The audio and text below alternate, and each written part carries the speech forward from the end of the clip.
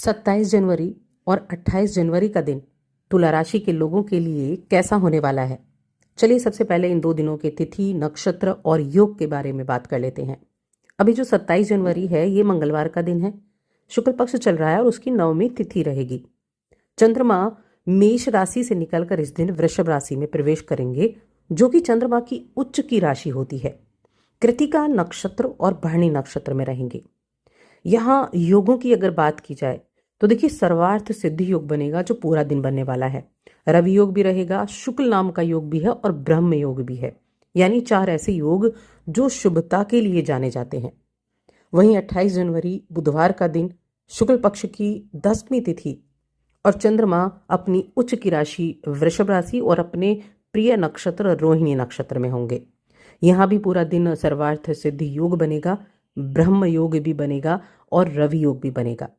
अब इन योगों का प्रभाव कैसे आपके इन 2 दिनों को परिवर्तित करेगा, चलिए इसके बारे में बात कर लेते हैं। दोनों दिनों की मैं एक साथ बात करने वाली हूँ कि दोनों दिन किस तरह से आपके व्यतीत होंगे। सबसे पहले हम हेल्थ की बात करेंगे। तो देखिए, हेल्थ के मामले में अगर देखा जाए तो जो चंद्रमा की स्थिति है ना वृषभ राशि में, बड़ी शानदार है, क्योंकि चंद्रमा अब उच्च के हैं और ये राशिफल चंद्र राशि पर आधारित है। जब चंद्रमा अच्छी स्थिति में होते हैं, उच्च की अवस्था में होते हैं, तो हमारा मन बड़ा प्रसन्न होता है, क्योंकि चंद्रमा मन है। तो चंद्रमा की उपस्थिति आपके लिए शानदार दिनों का निर्माण करेगी और आप इसका पूरा आनंद भी ले पाएंगे। आपकी भावनाएं स्थिर रहेंगी। आप पाएंगे कि आपके पास भलाई करने की बहुत ज्यादा भावना है। आप लोगों की मदद करना चाहेंगे। एक होता है ना, व्यक्ति कई बार बहुत भावुक हो जाता है, किसी ने कुछ कहा तो दिल से लग गया कि नहीं, इसकी मदद तो करनी है।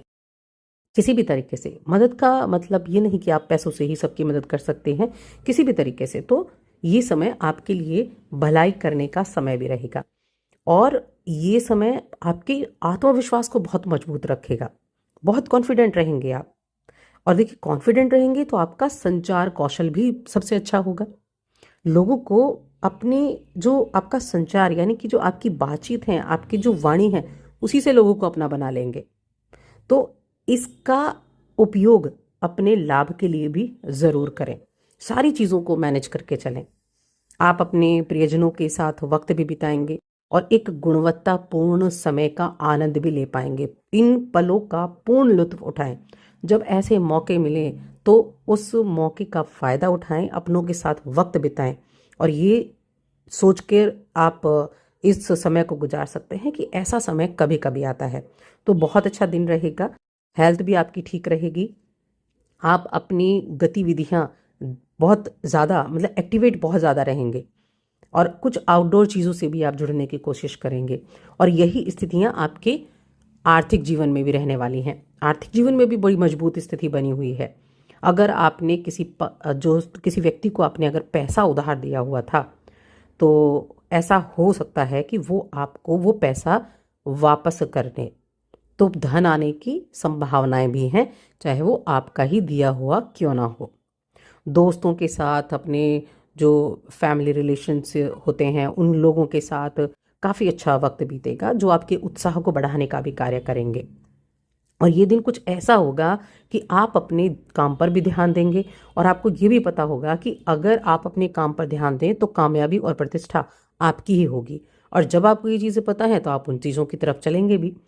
अगर आप एक ऐसे व्यक्ति हैं जो किसी तरह की कला से जुड़े हुए हैं, जो कुछ अपना खुद का प्रोडक्ट बनाते हैं, या फिर मैं कहूँ तो हस्तशिल्पी हैं, आपके अंदर ऐसी कला है, कलाकार हैं आप, तो ये दोनों ही दिन बहुत ज़बरदस्त रहेंगे। मैंने योगों की बात की थी ना, कि जो योग बने हुए हैं, अब ये योग आपको ऊपर उठाने का कार्य करेंगे, कार्यों में सिद्धि लाने का, यानी कि कार्यों को सिद्ध करेंगे। जो कार्य कर रहे हैं उनके द्वारा रिजल्ट प्राप्त कराएंगे। तो इस समय आपकी जो कलात्मकता है ना, वो अपनी चरम पर होगी और इसके लिए आप बहुत अच्छे विचारों को जन्म भी देंगे। अपने विचारों पर आप अमल भी करेंगे और अगर आप किसी संस्थान में काम करते हैं तो वहाँ आपके कार्यों की सराहना भी होगी। अगर किसी प्रोजेक्ट से आप जुड़े हुए हैं तो आपका उच्च अधिकारी आपकी सराहना कर सकता है, आपकी प्रशंसा कर सकता है। इसके लिए आपको बोनस भी मिल सकता है, प्रमोशन भी मिल सकता है, सराहना भी मिल सकती है। तो मन को प्रसन्नता देने वाले ये दिन कहे जा सकते हैं। इसके अलावा अगर किसी विदेशी कंपनी में आप काम करते हैं या फिर आप जो कार्य कर रहे हैं उससे किसी को फायदा पहुंच रहा है, तो वहाँ ये समय आपको कुछ नई अपॉर्चुनिटी देने का भी है।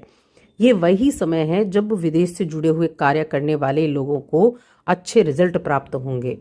और अगर कुछ ऐसी चीज़ें हैं कि विदेशी पर्यटक आपके पास आते हैं, विदेशी ग्राहक आपके पास आते हैं, तो ये समय आप अपने संवाद के जरिए लोगों के दिल में उतर सकते हैं, जिसका बेनिफिट आपको आगे जाकर देखने को मिलेगा। तो बहुत उत्तम समय है और ऐसे समय का अच्छे से लाभ आपको ज़रूर उठाना चाहिए। इसके अलावा अगर हम प्रेम जीवन की बात करें, तो प्रेम जीवन में थोड़ा सा ध्यान रखने की आवश्यकता है, क्योंकि आपके और आपके प्रिय के रिश्ते में थोड़ी सी दूरी आ सकती है। अब ये किस वजह से आएगी? तो किसी की दखलंदाजी की वजह से हो सकता है, किसी तीसरे की दखलंदाजी की वजह से नोकझोंक की स्थिति बनी रहे। तो ध्यान देना है इन चीज़ों पर। और वैवाहिक जीवन की जब हम बात करते हैं, तो वैवाहिक जीवन के मामले में ये समय मिले जुले प्रभाव देने वाला होगा। देखिए, अगर आप सिंगल हैं तो किसी आश्चर्यजनक स्रोत से विवाह का प्रस्ताव मिल सकता है। और ये दिन, दोनों दिन जब ये संकेत करते हैं किसी दोस्त के जरिए, किसी रिलेटिव के जरिए आपको ये प्रस्ताव मिल सकता है, लेकिन तुरंत आपको निर्णय नहीं लेना है, उसके ऊपर थोड़ा सा विचार करना है, उसके बाद आपको निर्णय लेना होगा ताकि आप एक सही निर्णय ले सकें। और जो मैंने वैवाहिक जीवन की बात की, तो देखिए, हो सकता है कि आज वैवाहिक जीवन में जीवन साथी का वो रुख देखने को मिले कि जो आपको बहुत ज़्यादा अच्छा ना लगे। तो ऐसी स्थिति में आपको थोड़ा सा पेशेंस बनाकर रखना है, थोड़ा सा उनकी कदर करनी है, या फिर अगर आप शांत रहकर दिन को बिता लेंगे तो भी आपके लिए अच्छा रहेगा, ताकि और जो चीज़ें हैं वो बढ़े नहीं और आप अपने काम पर भी फोकस कर पाएँ। अब यहाँ और चीज़ें अगर देखें तो शेयर मार्केट की बात करते हैं। शेयर मार्केट के मामले में मिला जुला है, सोच समझकर कदम उठाना है। शेयर मार्केट में अगर इन्वेस्ट कर रहे हैं तो सोच समझकर करना है, लेकिन अगर आपने कोई पहले से इन्वेस्टमेंट किया हुआ है तो उस पर नज़र बनाकर रखें, क्योंकि वहाँ आपको बढ़त देखने को ज़रूर मिलेगी। यानी कि इन्वेस्ट करने के लिए बहुत अच्छा समय नहीं है, लेकिन हाँ, आगे की प्रोग्रेस देखने के लिए अच्छा समय है। अब संतान के लिए कैसा रहेगा, शिक्षा के लिए कैसा रहेगा? तो संतान के मामले में इस समय अवधि में जो संतान है उनके, देखिए, एजुकेशन के मामले में अच्छा है। संतान की सेहत का ध्यान रखना है, थोड़ा सा उनकी सेहत प्रभावित हो सकती है। और स्टूडेंट्स के लिए समय अनुकूल है, आप अच्छा फोकस अपनी पढ़ाई पर कर रहे होंगे। और कहीं ना कहीं अभी देखिए, छोटे बच्चों का मैं कहूँगी एग्ज़ाम का वक्त है, तो ये समय आपकी मेहनत के ऊपर भी डिपेंड करता है। जो आप कर भी रहे हैं तो उसका अच्छा रिजल्ट भी मिलेगा। वहीं हायर एजुकेशन वाले बच्चों की बात करूं, अगर आप किसी इंटर्नशिप के लिए प्रयास कर रहे हैं तो वहाँ आपको कोई खुशखबरी ज़रूर सुनने को मिलेगी। अब उपाय क्या कर सकते हैं? उपाय के तौर पर कोई भी ऐसी छोटी लड़कियां, कन्याएं अगर मिलती हैं जो गरीब है, गरीब यानी कि जिनको किसी चीज़ की आवश्यकता है, तो उनको कुछ मीठा आप खिला सकते हैं। तो बस ये उपाय करें और साथ ही चैनल को सब्सक्राइब कर लें।